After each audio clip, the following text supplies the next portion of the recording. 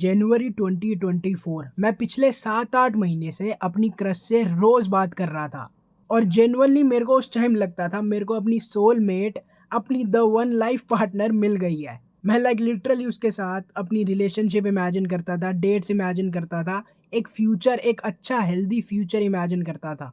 और I know भाई तुम भी ये सेम सेम सिचुएशन से गुज़र चुके होगे, जहाँ तुम्हारी हैप्पीनेस और इनफैक्ट तुम्हारी पूरी दुनिया एक लड़की के अराउंड रिवॉल्व कर रही है।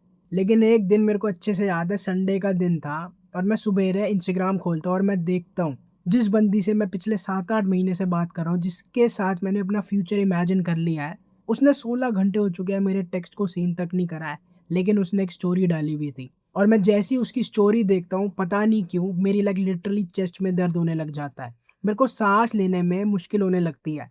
मैं भाग के बाथरूम में जाता हूँ और मेरे आंसू गिरने लग जाते हैं।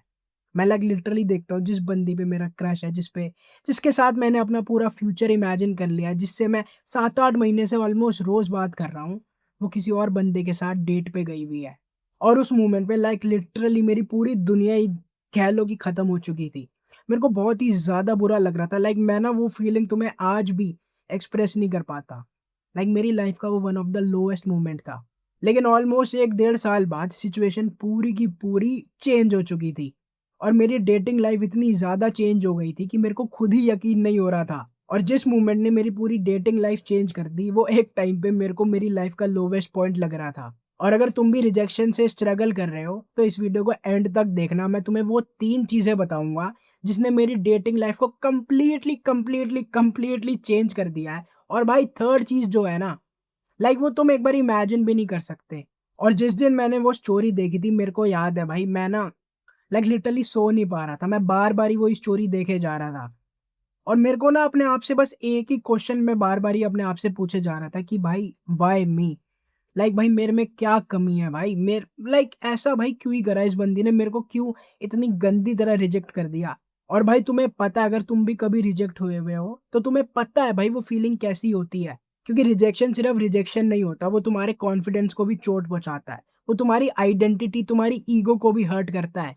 वो तुम्हारे वो सारे सपने, सारी इमेजिनेशन को भी चकनाचूर कर देता है, जो तुमने अपने दिमाग में बनाए थे। लेकिन उस टाइम पे धीरे-धीरे मेरे को एक चीज़ तो क्लियर हो रही थी कि जिस चीज़ को मैं प्रॉब्लम समझ रहा हूँ, जो मैं रिजेक्शन को प्रॉब्लम समझ रहा हूँ, वो मेन प्रॉब्लम नहीं है, वो तो बल्कि एक सिम्पटम है मेजर प्रॉब्लम का। मेजर प्रॉब्लम तो कुछ और ही है, जो मेरे को आने वाले कुछ महीनों में समझ आने वाली थी। आज अगर मैं उस मोमेंट को रिवाइंड करूँ अपने दिमाग में, तो भाई उस टाइम तो मेरे को लग रहा था उस मोमेंट ने मेरी लाइफ़ खराब कर दी है। लेकिन आई गारंटी भाई, अगर वो नहीं हुआ होता ना, तो आज मेरी लाइफ़ चेंज नहीं होती। वो मेरी लाइफ़ का टर्निंग पॉइंट था। क्योंकि उस रिजेक्शन के बाद जब मैंने अपने आप को शीशे में देखा, लिटरली मेरे को पसंद नहीं आ रहा था जो मैं देख रहा हूँ। मैं देख रहा था, क्योंकि मैं भाई जिम नहीं जा रहा, मैं बहुत ही ज़्यादा ओवरवेट हो चुका हूँ, बहुत ही बेकार दिख रहा हूँ लिटरली मैं। मेरे अंदर कोई कॉन्फिडेंस नहीं था, मैं लोगों से जाके बात नहीं कर पाता था, इनफैक्ट मैं सोशली ऑकवर्ड था। मैं जानबूझ के वो सेटिंग्स, सोशल सेटिंग्स अवॉइड करता था। पता नहीं क्यों मेरे अंदर कोई कॉन्फिडेंस नहीं था, मैं लोगों से आई कॉन्टैक्ट मेंटेन नहीं कर पाता था। फिर मेरे को धीरे-धीरे क्लियर होता है कि भाई इस वजह से उस बंदी ने मेरे को रिजेक्ट करा है। ऑब्वियसली मैं डिज़र्व करता हूँ ये सब। और तब मैं अपने आप से डिसाइड कर लेता हूँ कि भाई बस, बहुत बहुत हो गया। अब मैं अपने आप को चेंज करूँगा ही करूँगा। लेकिन द फनी पार्ट, मैं जो चीज़ सबसे पहले चेंज करता हूँ, मैं जिम लगाता हूँ। उसने लिटरली मेरी लाइफ़ इतनी चेंज नहीं करी, जो आगे आने वाली चीज़ें चेंज करने वाली थी। मैं धीरे-धीरे जिम जाना स्टार्ट करता हूँ, मैं धीरे-धीरे अपनी डाइट इम्प्रूव करता हूँ, मैं देखता हूँ कि अब मैं धीरे-धीरे अच्छा दिख रहा हूँ। मैं धीरे-धीरे मसल बिल्ड कर रहा हूँ, धीरे-धीरे मेरा फैट लॉस हो रहा है, तो मेरा फेशियल फीचर्स भी अच्छे दिख रहे हैं। मेरे को याद है, मैं एक इवेंट में गया था और मेरे ऐसी रिलेटिव्स में किसी की शादी थी, और उस रिलेटिव में मेरे को रैंडमली एक आदमी फोटोग्राफर आके बोलता है कि भाई आप सबसे अच्छे दिख रहे हो पूरी शादी में। वो पहला कॉम्प्लीमेंट था जो मेरे को किसी स्ट्रेंजर ने दिया था। उस टाइम मेरे को लग रहा था कि भाई जिम की वजह से ही मेरी लाइफ इतनी ज़्यादा बढ़िया हो रही है। लेकिन जिम वो एग्जैक्ट आंसर नहीं था। जिम वो पहला डोमिनो था जिसने आगे आने वाले डोमिनोज को गिराया। अब मैं देख रहा हूँ लोग मेरे को कॉम्प्लीमेंट कर रहे हैं, मैं अच्छा दिख रहा हूँ, तो मैं धीरे-धीरे और कॉन्फिडेंट फ़ील कर रहा हूँ। मैं अब इवेंट्स में जा रहा हूँ, मैं देख रहा हूँ अब लड़कियाँ मेरे से आई कॉन्टैक्ट मेंटेन कर रही है। अब मैं कुछ लड़कियों से जाके भी बात कर रहा हूँ, कुछ लड़कियाँ मेरे को पहले डीएम कर रही हैं। अब मैं इधर-उधर लड़कियों के साथ डेट्स पे भी जा रहा हूँ और मेरी लाइफ़ धीरे-धीरे चेंज हो रही है। मैं और ज़्यादा कॉन्फिडेंट फ़ील कर रहा हूँ। लेकिन कॉन्फिडेंस भी वो आंसर नहीं है। कॉन्फिडेंस भी एक साइड इफ़ेक्ट था, जैसे जिम था। और जो एक सिंगल चीज़ बॉटम नेक बन रखी थी जिसने मेरे पूरे पोटेंशियल को, मेरी डेटिंग लाइफ़ को चेंज करने से रोक रखा था, मैंने उसको भी हटा दिया। मैंने नोफैप को फ़ॉलो करा और नोफैप ने मेरे को वो चीज़ दी जो ना कि जिम ने दी, ना मेरे कॉन्फिडेंस ने दी। नोफैप ने मेरे को मेरी खोई हुई सेल्फ रिस्पेक्ट वापस ला के दी। अब मैं वो लूज़र नहीं था जो दिन भर पॉर्न देख रहा है, दिन भर मास्टरबेट कर रहा है। अब मैं अपनी खुद की रिस्पेक्ट करता था। अब मेरे को दिख रहा था मैं प्रोडक्टिव चीज़ें कर रहा हूँ, मैं ये गंदी चीज़ें नहीं कर रहा। अब मैं और ज़्यादा कॉन्फिडेंट फ़ील कर रहा हूँ, अब मेरे चलने का ढंग भी बदल गया है। लाइक लिटरली भाई, मैं कुछ एक्ज़ैजरेट नहीं कर रहा भाई।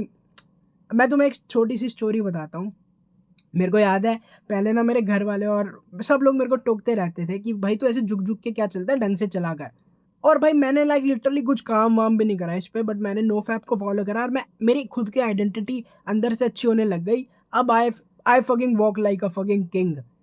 आई नो तुम्हें लग रहा होगा कि मैं एक्ज़ैजरेट कर रहा हूँ, बट भाई आई स्वेयर भाई, लाइक लिटरली मेरे को लड़कियों ने कॉम्प्लीमेंट करा है कि यार तेरी बॉडी लैंग्वेज बहुत सही है, यू लुक फकिंग अट्रैक्टिव। और उस समय मेरे को रियलाइज़ हो गया था कि भाई लड़कियाँ-वड़कियाँ कोई चेंज नहीं हुई है, बल्कि मैं ऐज़ अ आदमी पूरा का पूरा चेंज हो चुका हूँ। अगर अब मैं अपने पुराने वर्ज़न को देखूँ ना, मैं उससे कुछ भी रिलेट नहीं कर पाऊँगा। और तुम्हें वो याद ही होगा वो जनवरी वाली बात, जब मैंने वो स्टोरी देखी थी, लाइक जिसने मेरी पूरी लाइफ़ को घुमा दिया था। And I am fucking so grateful कि मेरे को उस बंदी ने रिजेक्ट करा। क्योंकि अगर उसने वो रिजेक्शन मेरे को नहीं दी होती ना, वो तमाचा मेरे मुँह पे नहीं मारा होता ना, तो शायद आज भी मैं उसके रिप्लाई का वेट ही कर रहा होता। और अगर तुमने भी कभी रिजेक्शन फेस करी है, तो आई नो भाई बहुत ज़्यादा दर्द होता है।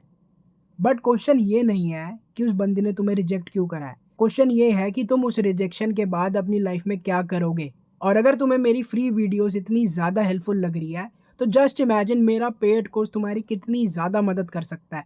मैंने उसका लिंक नीचे डिस्क्रिप्शन में दे रखा है। अब हम मिलेंगे कल रात 8 बजे नेक्स्ट वीडियो में।